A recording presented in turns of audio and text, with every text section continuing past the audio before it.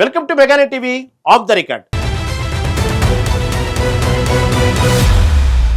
దక్షిణ భారత రాజకీయ యువనికపై ఒక భారీ పొలిటికల్ థ్రిల్లర్ కు రంగం సిద్ధమైంది. వెండితెరను ఏలిన ఇద్దరు అగ్ర కథానాయకులు ఇప్పుడు రాజకీయ రణక్షేత్రంలో ముఖాముఖి తలబడబోతున్నారు. ఒకరు తమిళనాడు నూతన ముఖ్యమంత్రి టీవీకి అధినేత దళపతి విజయ్ అయితే మరొకరు ఆంధ్రప్రదేశ్ ఉప ముఖ్యమంత్రి జనసేనాని పవర్ స్టార్ పవన్ కళ్యాణ్.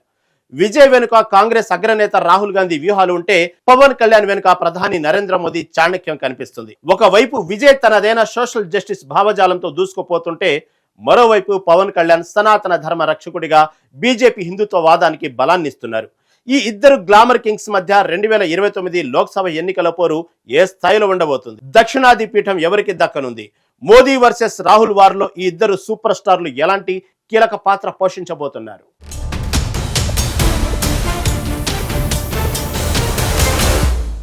దక్షిణ భారత రాజకీయ యవనికపై ఒక పవర్ఫుల్ పొలిటికల్ థ్రిల్లర్కు రంగం సిద్ధమైంది. ఇద్దరు వెండితెర దిగ్గజాలు ఇప్పుడు రెండు విభిన్న ధృవాల వంటి రాజకీయ వేదికల నుంచి ముఖాముఖి తలపడబోతున్నారు.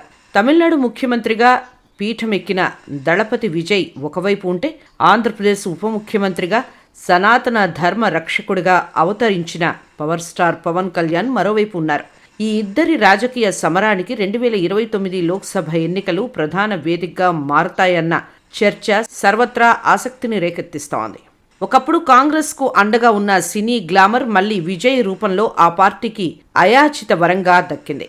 రాహుల్ గాంధీని తన అన్నగా సంబోధిస్తూ విజయ్ సాగిస్తున్న పయనం దక్షిణాదిలో కాంగ్రెస్ పునర్వైభవానికి బాటలు వేస్తోంది. అటు బీజేపీ సైతం తగ్గేదేలే అన్నట్టుగా పవన్ కళ్యాణ్ ఇమేజ్ను దక్షిణాది రాష్ట్రాలన్నిటికీ విస్తరించాలని మాస్టర్ ప్లాన్ వేసింది. మోదీ వర్సెస్ రాహుల్ మధ్య జరుగుతున్న ఈ పోరులో విజయ్ సిద్ధాంతం నెగ్గుతుందా లేక పవన్ సనాతన వాదం ప్రభంజనం సృష్టిస్తుందా అన్నది $1 మిలియన్ ప్రశ్న. ఏదేమైనా ఈ ఇద్దరు సూపర్ స్టార్ల మధ్య జరగబోయే పొలిటికల్ వార్ రానున్న రోజుల్లో దేశ రాజకీయాల్లోనే హాట్ టాపిక్ కానుంది.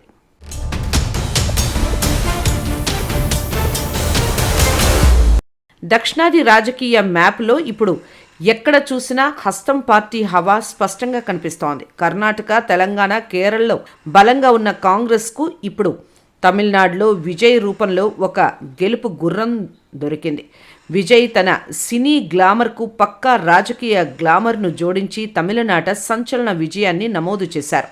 ఆయన ముఖ్యమంత్రిగా ప్రమాణ స్వీకారం చేసేందుకు రాహుల్ గాంధీ స్వయంగా రావటం భవిష్యత్తు వ్యూహాలకు నిదర్శనం. గతంలో కాంగ్రెస్కు ఉన్న సినీ గ్లామర్ మళ్లీ విజయ్ రాకతో నిండుగా మెండుగా వచ్చి చేరింది.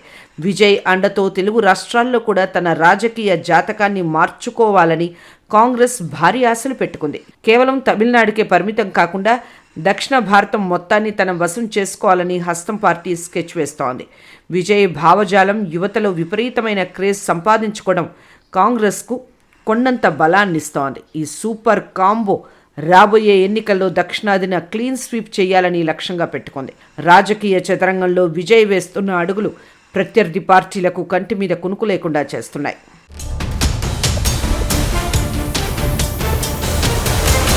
కాంగ్రెస్ దూకుడుకు అడ్డుకట్ట వేసేందుకు ప్రధాని మోదీ సైతం తనదైన శైలిలో పావులు కదుపుతున్నారు.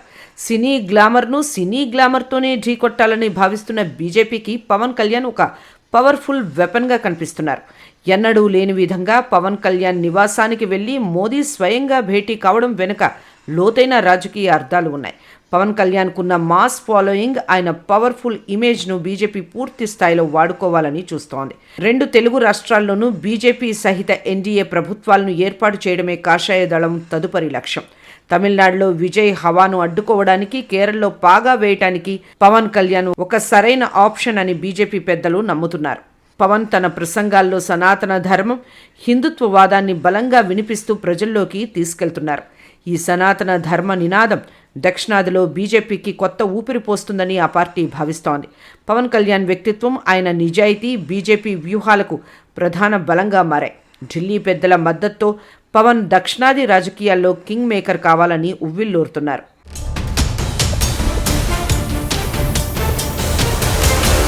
రెండు 2029 లోక్సభ ఎన్నికలు ఈ ఇద్దరు స్టార్ల మధ్య ఒక మహా సంగ్రామాన్ని తలపించబోతున్నాయి. విజయ్ వర్సెస్ పవన్ అన్నది కేవలం ఇద్దరు వ్యక్తుల మధ్య పోరు కాదు, అది రెండు భిన్న సిద్ధాంతాల మధ్య యుద్ధం. ఒకవైపు విజయ్ తనదైన సరికొత్త లౌకిక భావజాలాన్ని ప్రజల్లోకి తీసుకెళ్తుంటే, పవన్ సనాతన ధర్మ రక్షణే ధ్యేయంగా కదులుతున్నారు. ఈ ఇద్దరూ వెండితెర మీద తిరుగులేని రికార్డులు సృష్టించిన వారే కావడంతో పోరు మరింత రసవత్రంగా మారింది. ఏపీ డిప్యూటీ సీఎం హోదాలో పవన్ తన పాలనతో జనాలను ఆకట్టుకుంటుంటే, తమిళనాడు సీఎంగా విజయ్ తనదైన మార్కు చూపిస్తున్నారు. వీరిద్దరి వెనక మోదీ, రాహుల్ గాంధీ వంటి రాజకీయ చాణుక్యులు ఉండి చక్రం తిప్పుతున్నారు. గ్లామర్, గ్రాఫ్ పరంగా ఇద్దరు సమ ఉజ్జీలుగా ఉండటం సోషల్ మీడియాలో కూడా పెద్ద చర్చకు దారితీస్తోంది. దక్షిణాది ఓటర్లు ఎవరి సిద్ధాంతానికి పట్టం కడతారనేది ఇప్పుడు దేశవ్యాప్తంగా చర్చనీయాంశమైంది. ఈ పొలిటికల్ వార్లో గెలుపు ఎవరిని వరిస్తుందో అన్న ఉత్కంఠ అందరిలోనూ నెలకొంది. రానున్న రోజుల్లో ఈ ఇద్దరి ప్రచార పర్వం భారత రాజకీయాల్లో ఒక నూతన అధ్యాయాన్ని లిఖించబోతోంది.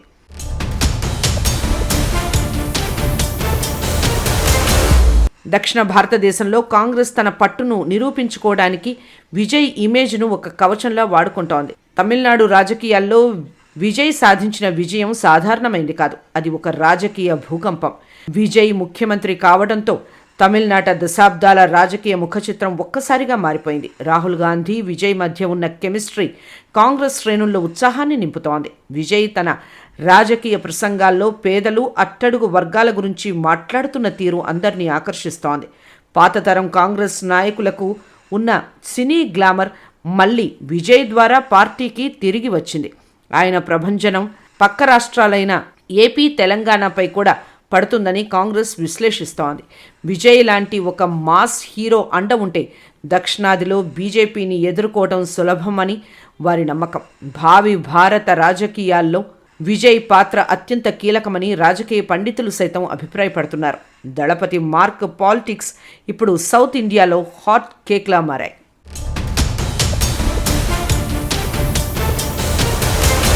అదే సమయంలో పవన్ కళ్యాణ్ తన పొలిటికల్ ఇమేజ్ను నేషనల్ లెవెల్కు తీసుకెళ్లడంలో సక్సెస్ అయ్యారు. జనసేనానిగా ఆయన చేసిన సుదీర్ఘ పోరాటం ఇప్పుడు ఫలితాలను ఇస్తోంది. బీజేపీకి దక్షిణాదిలో ఒక బలమైన గొంతుక కావాల్సిన సమయంలో పవన్ ఆ లోటును భర్తీ చేశారు. హిందుత్వవాదాన్ని దక్షిణాది సంస్కృతికి అనుగుణంగా మలిచి పవన్ వినిపిస్తున్న తీరు బీజేపీని ఆశ్చర్యపరుస్తోంది. మోదీ నాయకత్వం పట్ల పవన్ చూపుతున్న నిబద్ధత ఇరు పార్టీల మధ్య బంధాన్ని మరింత బలోపేతం చేసింది.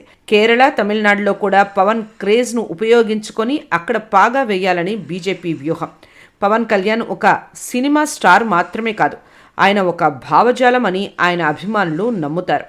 రాబోయే ఎన్నికల్లో పవన్ ఇచ్చే పిలుపు దక్షిణాది రాష్ట్రాల ఓటింగ్ సరళిని ప్రభావితం చేసే అవకాశం ఉంది. అందుకే బీజేపీ అగ్రనాయకత్వం పవన్కు అత్యంత ప్రాధాన్యత ఇస్తోంది. పవర్ స్టార్ పవర్ను తక్కువ అంచనా వేయలేమని ప్రత్యర్థులు కూడా గ్రహిస్తున్నారు.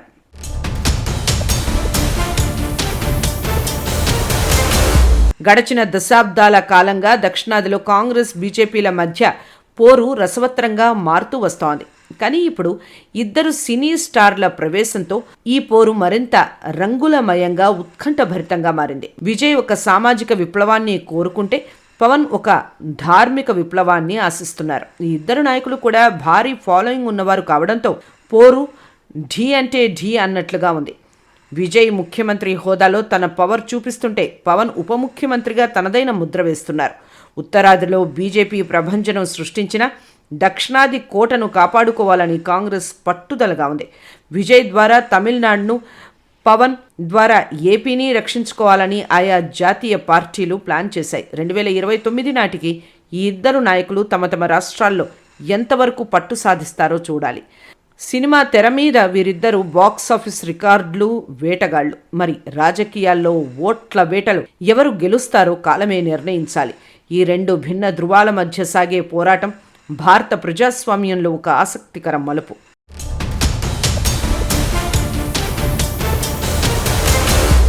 మొత్తానికి 2029 ఎన్నికలు కేవలం ఒక సాధారణ ఎన్నికలు కావు. అవి సినీ glamour versus political war. Vijay తన రాజకీయ జీవితాన్ని సీఎం హోదాలో ప్రారంభించి అందరినీ ఆశ్చర్యపరిచారు.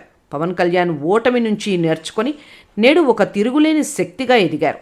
వీరిద్దరూ రాబోయే కాలంలో దక్షిణాది రాజకీయాలను శాసించే స్థాయికి చేరుకుంటారనడంలో సందేహం లేదు. మోదీ, రాహుల్ గాంధీలు వీరిద్దరిని తమ ప్రధాన అస్త్రాలుగా ప్రయోగించబోతున్నారు.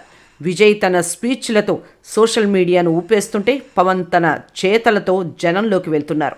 అటు తమిళం, ఇటు తెలుగు రాష్ట్రాల మధ్య జరిగే ఈ రాజకీయ సమరం దేశానికే దిక్సూచి కానుంది. సనాతన ధర్మం గెలుస్తుందా లేక సామాజిక న్యాయం నెగ్గుతుందా అన్నది ప్రజల తీర్పుపై ఆధారపడి ఉంది. వెండి తెర మీద అద్భుతాలు చేసిన ఈ హీరోలు రాజకీయ యవనికపై ఎలాంటి అద్భుతాలు చేస్తారో చూడాలి.